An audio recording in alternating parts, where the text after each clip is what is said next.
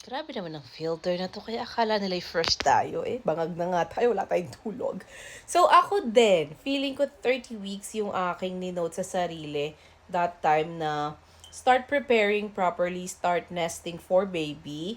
Hindi ko lang ba 30 weeks, eh, kasi siguro 30 weeks ako, feeling ko yun yung perfect timing na hindi late at hindi rin medyo early. Feeling ko yun lang yung aking sinet na goal that time. And then, saktong-sakto lang yung 30 weeks, sis. Kasi 35 weeks na ako ngayon, hindi pa ako tapos sa mga ginagawa ko.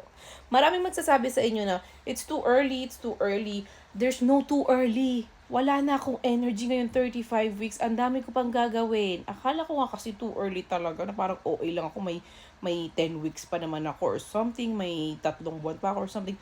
Wala na. Wala na akong energy. If I were you, wag kayong makinig sa mga nagsasabing it's too early to prepare. Pag naisip nyo kailangan ng baby,